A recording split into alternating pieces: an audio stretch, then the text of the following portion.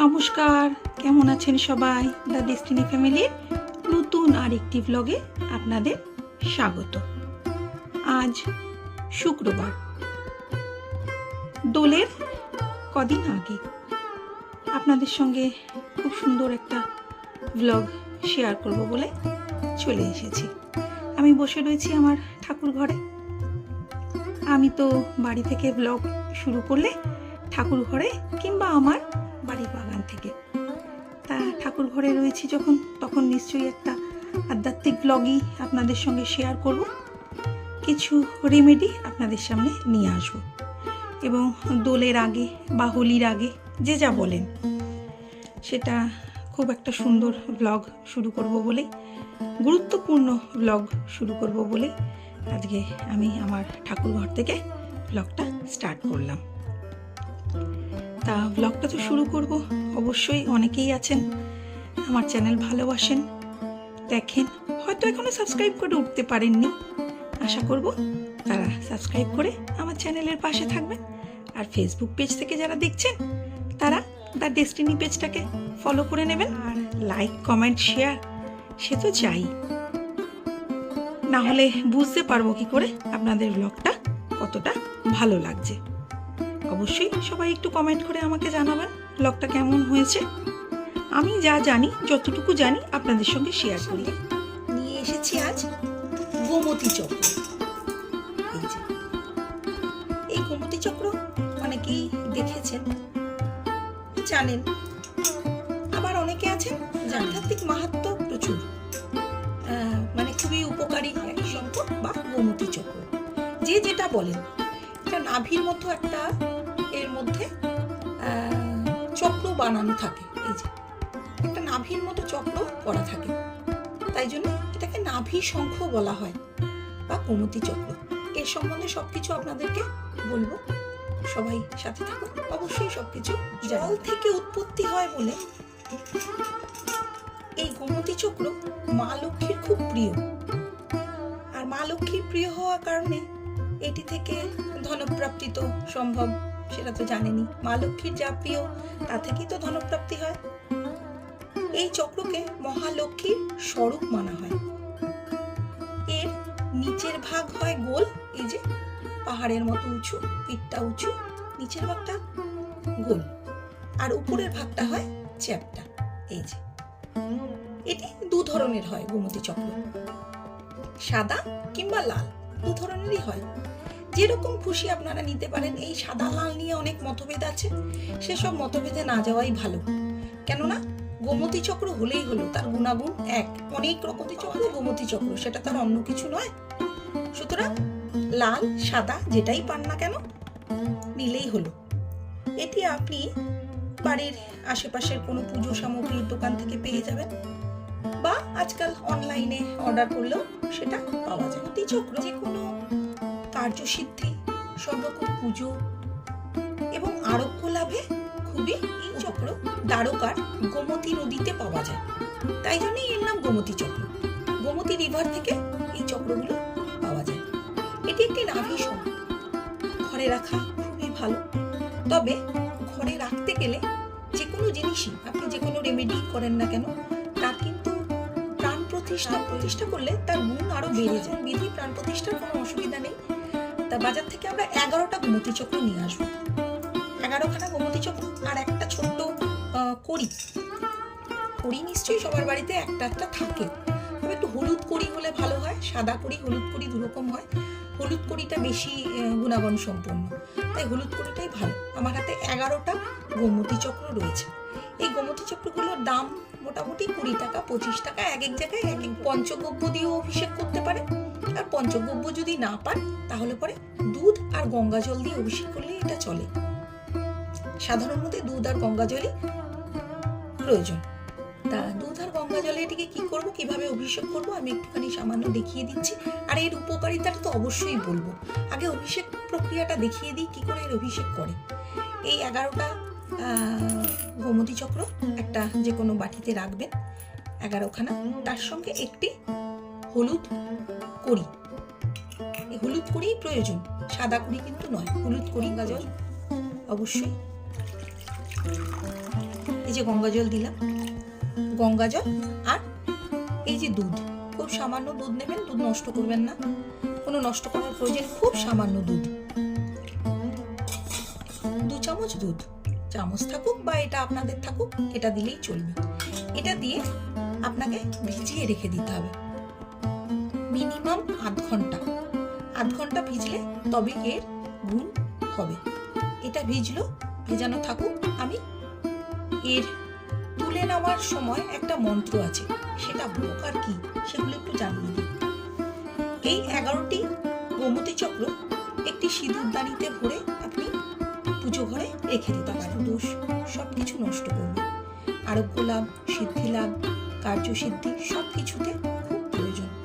যদি কোথাও রাখতে না পারেন, বাড়ির পুজো স্থানে 11টি সিঁদুর করে ভরে পরিষ্কার করে নিয়ে রাখবেন। যে কোনো একটি গোমতী চক্র নিয়ে সিঁদুরদানিতে সব সময়ের জন্য রেখে দিতে পারেন। কার্য সিদ্ধ হচ্ছে না, সেই কার্যের উদ্দেশ্যে একটি করে গোমতী চক্র 21 দিন শিব ঠাকুরের মাথায়, আপনার বাড়ির গৃহে শিব ঠাকুর থাকলে সেই শিব ঠাকুরের মাথায় দিয়ে জল দিতে পারেন, বা যে কোনো মন্দিরে গিয়ে শিব ঠাকুরের মাথায় গিয়ে জল দিয়ে সেই কার্যের জন্য বলে আসুন। অবশ্যই সেই কার্য সিদ্ধাভাব হয়েছে। সেই অর্থাভাব দূরীকরণে 11টি গোমতী চক্র নেবেন, নিয়ে এই যে আমি নিয়ে বসেছি, এরকম হলুদ কাপড়ে মুড়ে আপনি আপনার সিন্ধুকে রেখে সময়, বাড়ি তৈরির সময় 11টি গোমতী চক্র নেবেন, এইভাবে সিদ্ধ করবেন, অভিষেক করবেন, করে সেটি বাড়ির উত্তর পূর্ব কোণে বাড়ি তৈরির সময়, ভিত তৈরির আগে মাটির তলায় সেটিকে চাপা দিয়ে দিন। আপনার বাড়ির বাস্তুদোষ সম্পূর্ণ নষ্ট হবে। ব্যক্তি আত্মবিশ্বাসের অভাব থাকে, তিনি 11টি গোমতী চক্রের মালা করে রূপো দিয়ে মুড়িয়ে চারিপাশটা 11টি গোমতী চক্রের মালা করে সেটি পড়তে পারেন।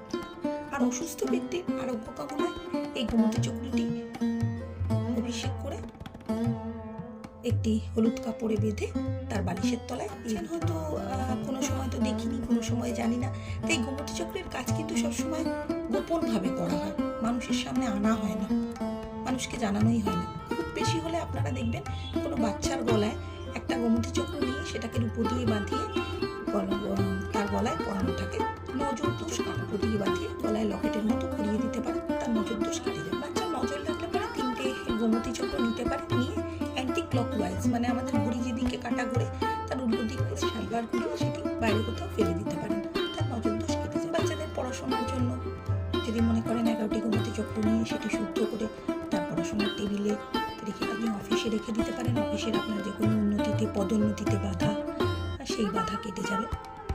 আরেকটি হচ্ছে বাড়ির 2টো গোমতী চক্র সেটাতে লাগে, 2টো গোমতী চক্র নিয়ে বাড়ির দরজার উপরে একটি লাল কাপড়ে বেঁধে আপনি দরজার উপরে, বাড়ির যে মেন ডোর, আপনার এন্ট্রেন্স যেটাকে বলা হয়, সেই মেন ডোরের উপরে যদি আপনি রেখে দেন, তাহলে পরে খুবই সেটা উপকারে আসে।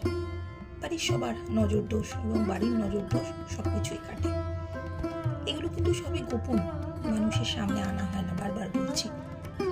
আর আপনার দোকানেও রেখে দিতে পারেন এইভাবে 11টি গোমতী চক্র। আমি যে পদ্ধতিটা বলবো, যেভাবে ক্যাশ বাক্সে রাখতে হয় বা আপনার বাড়ির যেখানে টাকা পয়সা থাকে সেইখানে রাখতে হয়, সেইভাবে দোকানের ক্যাশ বাক্সে রেখে দিতে পারেন, খুব উপকার হয়। রেমেডিগুলো আপনাদের বলছি আমি, এগুলো কিন্তু সম্পূর্ণ বিশ্বাসের উপর। আপনারা বিশ্বাস করে যে কাজ করবেন সেটি ফল লাভ হয়। মিলায় বস্তু তর্কে বহুদূর।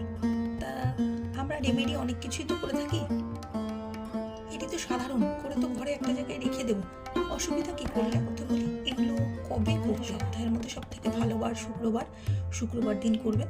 আজকে শুক্রবার, আমি তাই নিয়ে বসেছি, হোলির আগের দিন আপনাদেরকে দেখিয়ে দেবো বলে তাই শুক্রবার দিনই নিয়ে বসেছি। আর এটি যদি হোলির দিন বিকালবেলায় করতে পারেন, আপনাদের জন্যই আমি হোলির আগেই এটা দেখানোর জন্য বসেছি। হোলির দিন করতে পারলে খুব ভালো হয়। হোলির দিন বা ধানতেরাসের দিন বা যে কোনো লক্ষ্মী পুজোর দিন, যে কোনো ভালো দিন, খুব আমাদের যেটাকে আমরা সনাতন ধর্মে পুণ্যতিথি বলে মনে করি, সেই পুণ্যতিথির দিন, এটা তো লক্ষ্মীর খুব প্রিয়, তা যে কোনো পুণ্যতিথির দিন সেটা করতে পারেন, অসুবিধা কিছু হলো। আপনাদের সঙ্গে কথা বলতে বলতে অনেকক্ষণ হয়, এর মধ্যে ভিজিয়ে রেখেছি। বাটিটা ধরে নেবেন। ওম হ্রিম মহালক্ষ্মী শ্রী চিরলক্ষ্মী এই মম গৃহম আগচ্ছ আগচ্ছ সহা। মন্ত্রটা আপনারা লিখে নিতে পারেন বা আমার ভিডিওটা ব্লগটা আপনারা শেয়ার করে রেখে দিন আপনাদের যে কোনো পেজে বা আপনাদের নিজস্ব হোয়াটসঅ্যাপে, তাহলে পরে পেয়ে যাবেন মন্ত্রটা। সেই মন্ত্রটা বলে এটা তুলবেন। আমি এটা তুলে নিচ্ছি।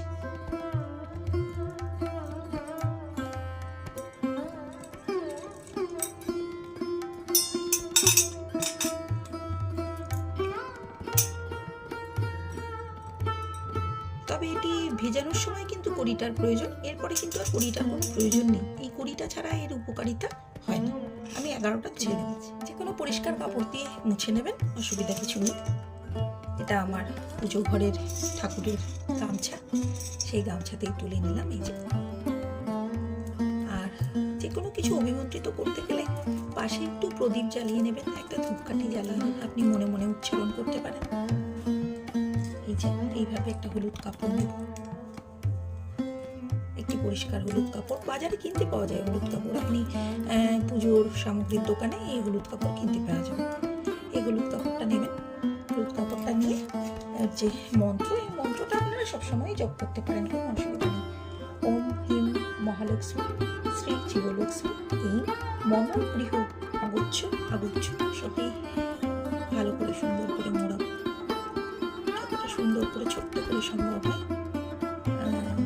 আপনার ক্যাশ বাক্সে রেখে দেওয়ার জন্য বা সিন্ধুকে রেখে দেওয়ার জন্য সম্পূর্ণ হলুদ কিন্তু সব কিছু। আমি ওই কাপড়টারই একটি অংশ সুন্দর করে কেটে নিয়েছি, যাতে সেটা সুন্দর করে মুড়িয়ে রেখে দিতে পারি আমার জায়গা মতো।